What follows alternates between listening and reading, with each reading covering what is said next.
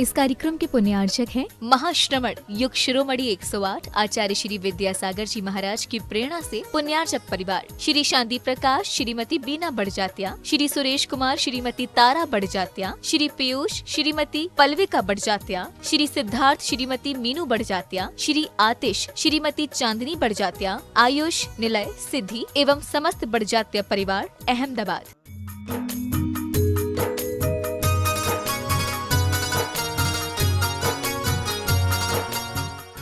एक बार तालियों से अनुमोदना करते चले। बहुत ही भाव भक्तिपूर्ण मंगलाचरण। और मैं प्रथम शास्त्रदान करने के लिए मैं आमंत्रित करता हूं अनीता जी, सुदेश जी जैन नागपुर से पधारे, जिन्हें प्रथम शास्त्रदान करने का सौभाग्य प्राप्त होता है। आप आए और शास्त्रदान करने का सौभाग्य प्राप्त चले। और साथ ही साथ एक प्रत्योज ताराचंद जी गांधी सह परिवार नातेपुते सोलापुर से पधारे।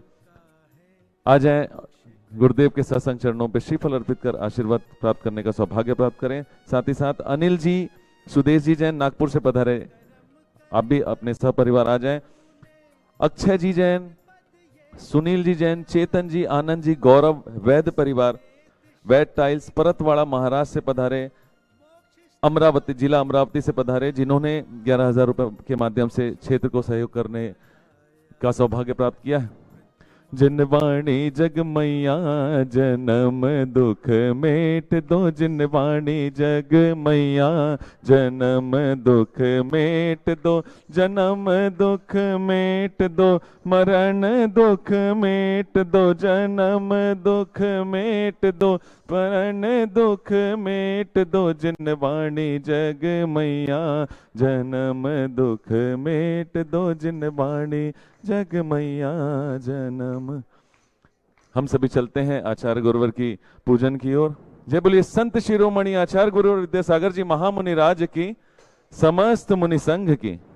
ना तारो ये है काम आपका, मैं तो पूजन करने आई। आचार्य श्री जी के चरण कमल पर झुका रहा अपना माथा, जिनके जीवन की हर चर्या वन पड़े स्वयं ही नवगाता। जय नागम का वह सुधा कलश जो बिखराते हैं गली गली।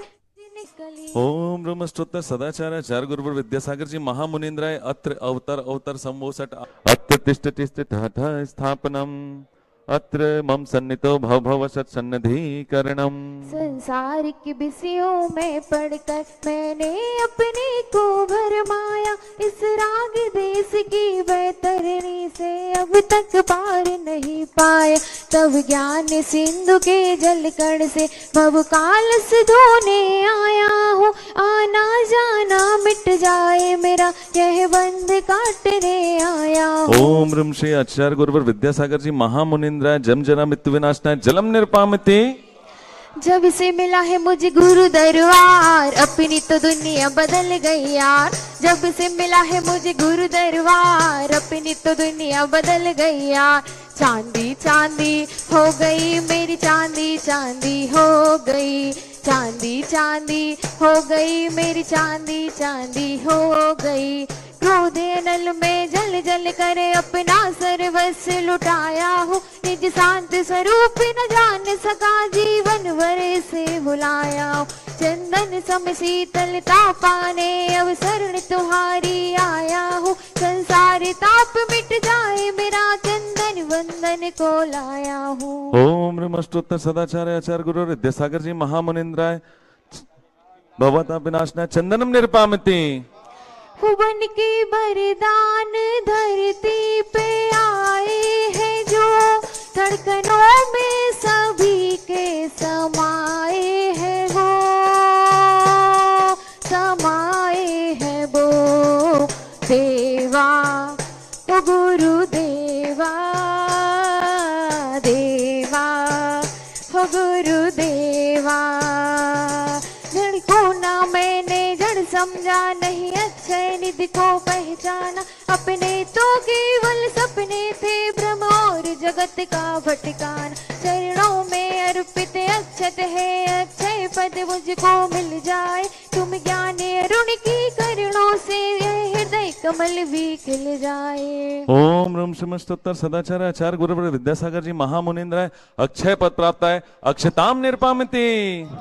प्यारे प्यारे गुरुवर मेरे अजब है शान निराली, कभी तो मेरी अगरी आओ बोले जनता साली। प्यारे गुरुवर की जय जयकार, मेरे गुरुवर की जय जयकार, मेरे गुरुवर की जय जयकार, प्यारे गुरुवर की जय जयकार।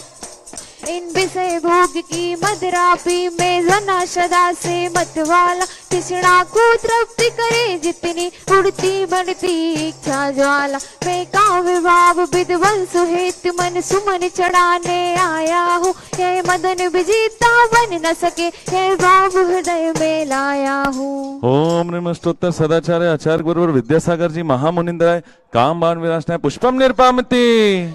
संदेश आया है गुरु जी आएंगे, संदेश आया है गुरु जी आएंगे। प्रीत हमारी साची है तो, प्रीत हमारी साची है तो उसे निभाएंगे। संदेश आया है गुरु जी आएंगे, संदेश आया है गुरु जी आएंगे। मोहांधकार से व्याकुल हो निज को नहीं मैंने पहचाना, इस राग इस सुधा रोग की व्यथा कदा भव भव से कहता आया हूँ। अति भक्ष भक्ष लगे फिर भी मन तृप्त नहीं कर पाया हूँ। नैवेद्य समर्पण करके मैं तृष्णा की भूख मिटाऊंगा, अब और अधिक ना भटक सकूं यह अंतर बोध जगाऊंगा। ओम ह्रीं श्रीमस्तोत्तर सदाचार्य आचार्य गुरुवर विद्यासागर जी महामुनिंद्राय क्षुधा रोग विनाशनाय नैवेद्यम निरपामिति। दुनिया से मैं हारा तो आया तेरे द्वार, दुनिया से मैं हारा तो आया तेरे द्वार। यहाँ से घर जो हारा कहाँ जाऊंगा भगवान। मोहांधकार से व्याकुल हूँ निज को नहीं मैंने पहचाना। मैं राग देश में लिप्त रहा बस हाथ रहा बस पछताना। यह दीप समर्पण है मुनिवर मेरा तुम दूर भगा देना। तुम ज्ञान दीप की वाती से मम अंतर दीप जगा देना। ओम ह्रीं श्रीमस्तोत्तर सदाचार्य आचार्य गुरुवर विद्यासागर जी महामुनिंद्राय मोहांधकार विनाशनाय दीपम निरपामिति। इन अशुभ कर्म ने घेरा है मैंने अब तक यह माना था। बस पाप कर्म तज पुण्य कर्म को चाह रहा अपनाना था। शुभ अशुभ कर्म सब रिपुदल है मैं इन्हें जलाने आया हूँ। इसीलिए तब चरणों में अब धूप चढ़ाने आया हूँ। ओम ह्रीं श्रीमस्तोत्तर सदाचार्य आचार्य गुरुवर विद्यासागर जी महामुनिंद्राय अष्ट कर्म दहनाय धूपम निरपामिति। भोगों को इतना भोगा कि खुद को ही भोग बना डाला। साधे और साधक का अंतर मैंने आज मिटा डाला। मैं चिदानंद में लीन रहूं पूजा का यह फल पाना था जिसके द्वारा वह मिल बैठा मुझे ठिकाना था। ओम ह्रीं श्रीमस्तोत्तर सदाचार्य आचार्य गुरुवर विद्यासागर जी महामुनिंद्राय मोक्ष फल प्राप्त है फलम निरपामिति। मेरे गुरु की वाणी, मेरी गुरु की वाणी जग कल्याणी जन जन को कल्याणी। मेरे गुरु की वाणी, मेरे गुरु की वाणी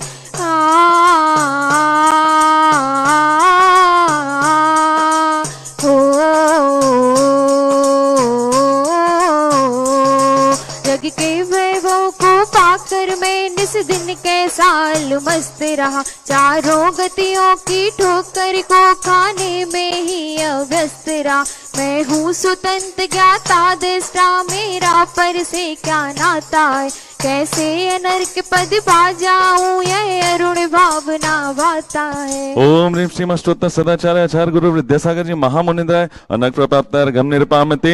भावों की निर्मल सरिता में अब गाहन करने आया हूँ, मेरा सारा दुख दर्द हरो, यह अर्घ बैठने आया हूँ। हे तपो मूर्ति हे योगी सर ये महासंत, है अरुण कामना देख सके युग युग तक आगामी वसंत। ओम ह्रीं श्रीम अष्टोत्तर सदाचार्य आचार्य गुरु विद्यासागर जी महामुनिंद्राय जयमाला पूर्ण अर्घम निरपामते। दिनेश जी, दीपेश जी, अंशुल जी जैन पटनागंज रहली से पधारे। आप भी आ जाएं, गुरुदेव के सशंक के चरणों श्री कर कमलों में शासदान अर्पित करने का सौभाग्य प्राप्त करें और हम सभी अपने दोनों हाथों को जोड़ लें। पूज्य निर्यापक मुनि श्री प्रसाद सागर जी महामुनिराज के चरणों में चलते हैं और हे गुरुदेव अपनी अमृतमय वाणी से हमें कृतार्थ करने की अनुकंपा करें। हे भगवान नमोस्तु नमोस्तु नमोस्तु। हरियाणम नमो उवज्झायाणम नमो लोई सभ्य साहूणम। डोंगरगढ़ के चंद्रप्रभु भगवान की, गुरु नाम गुरु आचार्य ज्ञान सागर जी महाराज की, मूक माटे रचयिता आचार्य परमेश्वरी गुरुदेव की, पूज्य निर्यापक मुनि श्री समय सागर जी, योग सागर जी, नियम सागर जी, सुधा सागर जी, समता सागर जी, अभय सागर जी महाराज की, मुनि श्री चंद्रप्रभु सागर जी व निरामय सागर जी महाराज की। एक बार आचार्य महाराज जी ने अपने मंगल प्रवचन में कहा था कि ओवर कॉन्फिडेंस केवल मनुष्यों में पाया जाता है, जानवरों में नहीं पाया जाता है। तो ओवर कॉन्फिडेंस, अति विश्वास जो कहते हैं ना, तो ओवर कॉन्फिडेंस रखना तो अच्छी बात कहलाती है, लेकिन ओवर रखना अच्छी बात, कई बार ओवर रखने पर भी बना बनाया काम भी बिगड़ जाता है। इसलिए कॉन्फिडेंस के लिए नाहीं नहीं किया गया है, ओवर कॉन्फिडेंस से बचने के लिए हमेशा प्रयास किया गया है। और मनुष्य हमेशा हर बात में इसी को आगे करता है। इंसान भी है जो कि अतिक्रमण करता है और प्रतिक्रमण भी करता है, अतिक्रमण भी करता है और प्रतिक्रमण भी करता है। इंसान ही ऐसा है कि साथ में नरक का द्वार भी खुलता है और मुक्ति का भी द्वार खुलता है। ये इंसान की विशेषता है। तो यह इंसान ही ऐसा होता है जो कि आविष्कार का निर्माण करता है, तो विकास के काम में आगे लाता है और विनाश के काम में भी लाता है। अब अभी आप देख लो, पिछले 1-2 सालों से जो रूस का यूक्रेन का युद्ध चल रहा था, इजराइल का चल रहा, अब इसमें जितनी भी सामग्री उपयोग की जा रही थी, अब मैं समझता हूँ जिस समय मैडम क्यूरी ने जो परमाणु की खोज की थी उस समय, तो उसका उद्देश्य कितना अच्छा था उनका कि इसके द्वारा मानवता का विकास होगा। कुछ ऐसी वस्तु ली जाएंगी जिसके द्वारा विस्फोट तो होता है, चट्टानों में, जमीन में से विस्फोट होए, जिसके द्वारा जो जमीन के अंदर गड़ी हुई रत्न सामग्री हैं और जो खनिज पदार्थ हैं जिनको निकाले जा सके। अब उस विस्फोट का उपयोग उन्होंने परमाणु बम के रूप में कर दिया। और उस समय देखो उन्हें अच्छे के लिए किया था, उस समय नागासा और से हिरोशिमा की घटना सबको मालूम है, जापान में कैसी घटना हो गई थी। तो इंसान ही ऐसा है कि नरक का द्वार खोलता है और स्वर्ग का और मोक्ष का द्वार खुलता है। अब इंसान की सोच पर निर्भर करता है। अब इंसान में भ्रम कैसे पैदा कर देता है, ये बड़ी बात होती है। अब वो व्यक्ति वहां पहुंचा, गंगा नदी किनारे पहुंचा और वहां पर वह डुबकी लगाना चाह रहा था। अब किसी पंडित ने देख लिया, अरे ये तो कुछ लगाने वाला है, करने वाला है। उसको बोला, भाई सुनो सुनो, एक काम करो, ऐसा क्या कर रहे हो तुम? भाई मैं तो यहाँ पर स्नान करने आया हूँ, अपने पाप धोने के लिए आया हूँ। तुम कैसे पाप तुम्हारे धोएंगे? अब तुमको बड़े बड़े ग्रह लगे हुए हैं। कौन से ग्रह लगे? भैया आपको बहुत सारे ग्रह लगे हुए हैं ना, और बिना उसके ग्रह की शांति के लिए आपको करना पड़ेगा, कुछ ना कुछ काम करना पड़ेगा, तभी आपके ग्रह उतरेंगे। भाई कैसे ग्रह उतरेंगे आप बता दो, हम पूरी व्यवस्था कर देंगे। हमारे पास पूरी व्यवस्था कैसे ग्रह उतारे जाते हैं। तो क्या खर्चा आएगा? 2100 रुपये खर्च आएगा। 2100 रुपये खर्च, ये तो मैं दे नहीं सकता हूँ, मेरा इतनी व्यवस्था नहीं है। क्या किया जाए? अच्छा ठीक, काम करें, तुम 1100 में तुम्हारा काम कर देंगे, तुम बहुत ग्रह लगे हुए हैं। अब उसने बोला, बस इतने 1100 रुपये मेरे पास भी नहीं है, मैं कैसे व्यवस्था करूँगा आपके लिए? अब उसने कहा कि अब क्या किया जाए? तो उसने कहा ठीक है, 500 में तुम्हारा ग्रह उतार देंगे। अब उसने कहा हाँ, बस 500 रुपये व्यवस्था नहीं है, हम कैसे ग्रह उतारवाएं आपने? ठीक है, हम 101 में काम आपका कर देंगे। अब एक से एक भी हमारे पास नहीं, हम कैसे अपने ग्रह उतरवाएं, आप बताइए तो सही। अच्छा कोई बात नहीं, कितने हमारे पास में, 51 रुपए में कर देंगे, तुम तैयार हो गया। मेरे पास कैसे हम तैयार हो जाएंगे भाई, हमारे पास तो अभी व्यवस्था नहीं हो, कुछ नहीं। अब खींचतान करके उसने कहा कि चलो अब सुबह सुबह से बोहनी खराब नहीं करते हैं, जैसे व्यापारी लोग खड़े ना, जानते हैं कि जो भाव में दे भाई कीमत दे दो, भलाई वो जानता है कि कितने में आई है, कितने में बेचना है। तभी व्यापारी क्या कहेगा ग्राहक से, अरे तुम सुबह सुबह से पहले ग्राहक आए हो, बोहनी खराब मत करो, जितने में आए उतने हम दे रहे हैं, बल्कि पास का भी 1 रुपये लगा के तुमको दे रहे हैं। अंदर की बात है, वो जानता है व्यापारी। अब वो जो पंडा था उसने कहा कि एक काम करो, तुम हम सुबह बोहनी खराब नहीं, तो 5 रुपये में आपका काम कर ही देंगे, 5.25 रुपये में काम कर देंगे। उसने बोला इतनी मेरे पास, अब मैं इतने में गुंजाइश मेरी नहीं है। तो वो कहता है, पंडा कहता है, जब तुम 5 रुपये और 100 रुपये दे सकते हो, तुमको ग्रह नहीं लग सकते हैं। तो कोई भी ग्रह, ये हमारा भ्रम है, ये हमारी भ्रांतियां हैं, इसलिए कभी ग्रह वर्ग कुछ लगते नहीं हैं। ये हमारा कर्तव्य क्या होना चाहिए, हमारा धर्म ही, हमारा कर्तव्य करना ही हमारा धर्म होता है, वही हमारे उज्जवल भविष्य को बनाता है। हमारा जो भी कुछ भी हम प्राप्त करते हैं, ये हमको अपने कर्म के वजह से ही प्राप्त होता है। इसलिए गुरु महाराज ने कितनी सी बात कही है कि हमको ओवर कॉन्फिडेंस नहीं रखना है। तो क्या रखना है, कॉन्फिडेंस रखना है, अपना कर्तव्य करना है। हम तो अपने कर्तव्य करते हैं, हम स्टैंडर्ड मेंटेन करना चाहते हैं। जानते हैं स्टैंडर्ड का मतलब क्या होता है? स्टैंडर्ड मतलब होता है आदर्श। आदर्श मतलब स्टैंडर्ड कहलाता है। ये चकाचौंध जो आपके वेशभूषा, रहन सहन, खान पान, इसको स्टैंडर्ड की संख्या में नहीं किया गया है। इसलिए महात्मा गांधी जी कहते थे कि सादा जीवन उच्च विचार, और मोटा पहनो, मोटा खाओ, मोटा ओढ़ो, ये विशेषता रहती थी। स्टैंडर्ड का मतलब होता है कि अपने आदर्श प्रस्तुत करना होता है। जब हमारे पास में अंडरस्टैंडिंग ही नहीं है, स्टैंडर्ड कहाँ से आएगा? हमने बाह्य सभ्यता को, विशेष सभ्यताओं को अपने सब कुछ मान लिया है। हम दौड़ तो रहे हैं, हमको अपनी मंजिल का पता नहीं कि हमको कहाँ जाना है। लक्ष्य विहीन हमारी यात्रा चल रही है, ऐसी मंजिल का पता चलता नहीं है। अब आप लोग वर्तमान में भी कोई बता रहा था कि हम मलेशिया से आए हैं, इंग्लैंड से आए हैं, वहाँ पर 36 मंजिल इमारत बिल्डिंग है, और ऐसी बिल्डिंग ऐसी नहीं, सैकड़ों मंजिल बनी हुई हैं। मंजिल 2 ही होती हैं। मंजिल कितनी होती हैं? 2 होती हैं। एक बाह्य मंजिल, एक अंतर की मंजिल। जो व्यक्ति भौतिक चकाचौंध में रहता है, उसकी दौड़ तो चल रही है, उसकी दौड़ चलती है बाहरी मंजिल की ओर चल रही है। और जो संत होते हैं, जो ज्ञानी होते हैं, जो अपने आप में वैज्ञानिक होते हैं, जो भेद विज्ञान को जानते हैं, जो अपने आप स्वरूप को जानने का प्रयास करते हैं, उनकी दौड़ तो चल रही है बाह्य मंजिल की ओर नहीं, अंतर की मंजिल की ओर उसकी दौड़ चलती रहती है। ये मंजिल में अंतर होता है। वो व्यक्ति पहुंचा, हमने बताया। अब एक संत, जो विदेशी लोग आए थे, उन्हें संत महात्मा, भारत देश संतों का देश कहलाता है, चलो बाबा जी आप चलिए हमारे यहाँ पर, और प्रयास करके निवेदन करके उनको अमेरिका के लेके चला गया। अब अमेरिका के ले गया, और वहाँ पर क्या हुआ, उन्होंने संत के लिए कहा कि आपके लिए अच्छा स्थान करते हैं। 10वीं मंजिल उनको रुकवा दिया। कौन सी मंजिल में? 10वीं मंजिल में। और उसी समय भूकंप आ गया। उसे भूकंप आ गया तो सब लोग जानते हैं, जब भूकंप आ जाता है तो सब लोग दौड़ कहाँ लगाते हैं? बिल्डिंग मंजिल में नहीं लगाते हैं, बाहर मैदान की ओर लगाते हैं। अब जितने भी लोग थे, जो सेठ जी उनको ले गए थे, अब उनको ध्यान ही नहीं रहा। उन्होंने बाबा महात्मा को तो ऊपर रोकवा दिया, 10वीं मंजिल रोकवा दिया था, और वो दौड़ लगा करके मैदान में आ गए। अब बताए भी नहीं कि बताएंगे अच्छा नहीं लगेगा कि भाई उनको निकालो। ऐसा नहीं हो कि हम उनको, बाबा जी को निकालने के लिए गए ऊपर, और हमारा ही काम गड़बड़ हो जाए, क्योंकि भूकंप आया, कभी भी बिल्डिंग गिर सकती है। अब उसने सोचा क्या किया जाए, भगवान से प्रार्थना की कि ऐसा उनकी रक्षा हो जाए, भूकंप शांत हो जाए। इसने प्रार्थना की है। प्रार्थना के अपने आप महत्व होता है।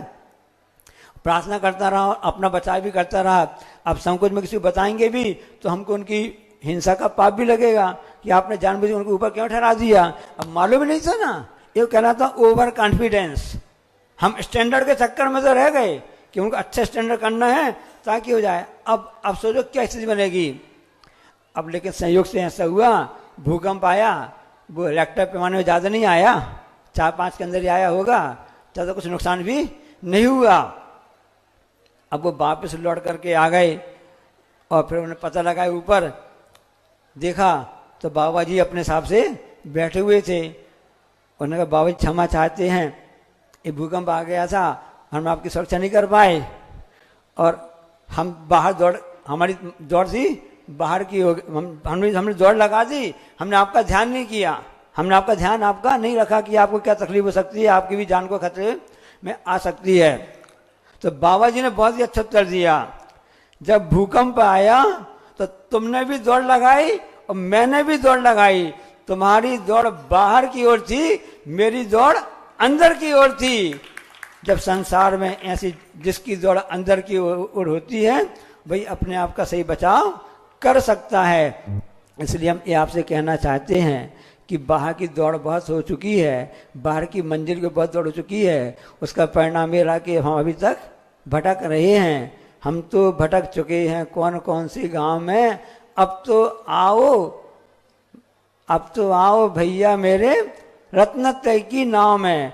कौन कौन से गांव में भटक चुके हैं, कौन कौन से गांव में, अब तो भैया बैठो रत्नत्रय की नाव में। ऐसा भजन आता है ना। तो जो रत्नत्रय की नाव में बैठता है उसकी मंजिल की दौड़ तो रहती है, अंदर की ओर दौड़ अंदर की ओर रहती है। इसलिए बाहर की दौड़ को छोड़ करके अंदर की ओर दौड़ो। तो जिस तरह से संत महात्मा ने अपने अंदर की ओर दौड़ करके अपने आप को सुरक्षित रखा, क्योंकि उस समय कुछ भी घटना कैसी भी हो भी जाती, क्योंकि उसकी दौड़ अंदर की ओर थी। जिसकी दौड़ अंदर की ओर होती है तो वह आत्मा की ओर होती है, और जिसकी दौड़ बाहर की जिसके लक्ष्य में शरीर रहता है, वैभव रहता है, संसार आदि रहते हैं, उसकी दौड़ बाहर की मंजिल की ओर रहती है। अपने अंदर की ओर दौड़ोगे तो तभी आपका यह काम हो सकता है। इसको अंडरस्टैंडिंग आप समझ गए होंगे। इसलिए अपना स्टैंडर्ड मेंटेन करना चाहते हो तो इस ढंग से स्टैंडर्ड मेंटेन करो, अपने आप में जो आदर्श कहलाता है। इसलिए ग्रह वगैरह जो लगते हैं, आता जी ने कहा था एक बार, जिनको भी शनि ग्रह रखते हैं उन्हीं को लगते हैं जिनके पास परिग्रह होता है। ग्रह कैसे लगता है? जिसके पास परिग्रह होता है। पशुओं के पास कोई भी परिग्रह नहीं होता है। कभी सुनने में आया किसी पशु को कोई भी ग्रह लगा हो, शनि या कोई अन्य ग्रह लगे हों? तो इंसान को ही ग्रह लगते हैं। ग्रह कोई अलग वस्तु नहीं है, हमारे अपने स्वयं के कर्म के होते हैं। जो हमने जैसे कर्म किए हैं उस हिसाब से भी उसका फल मिलता है। जैसा उसे गंगा किनारे उस व्यक्ति की बात बोली, तो 100 रुपये 500 रुपये व्यवस्था नहीं है, तुमको ग्रह लग ही नहीं सकते हैं। इसलिए ग्रह जो लगते हैं हमारी मानसिकता पर आधारित है, ये हमारा भ्रम और भ्रांतियां हैं। इसलिए एकमात्र यदि अपने ग्रह को शांत करना चाहते हो, अपने परिणामों को सुधारो और अपनी यात्रा, अपनी मंजिल अंदर की ओर दौड़ लगाओ। अहिंसा परमो धर्म की, बुद्धि समाधि परिणाम शुद्धि, स्वात्मोपलब्धि शिव सौख्य सिद्धि, चिंता मणिम चिंतित वस्तु दाने ताम वंदे मानस ममास्तुते। इस कार्यक्रम के पुण्यार्चक थे महाश्रमण युग शिरोमणि 108 आचार्य श्री विद्यासागर जी महाराज की प्रेरणा से पुण्यार्चक परिवार श्री शांति प्रकाश, श्रीमती बीना बड़जात्या, श्री सुरेश कुमार, श्रीमती तारा बड़जात्या, श्री पीयूष, श्रीमती पल्विका बड़जात्या, श्री सिद्धार्थ, श्रीमती मीनू बड़जात्या, श्री आतिश, श्रीमती चांदनी बड़जात्या, आयुष, निलय, सिद्धि एवं समस्त बड़जात्या परिवार अहमदाबाद।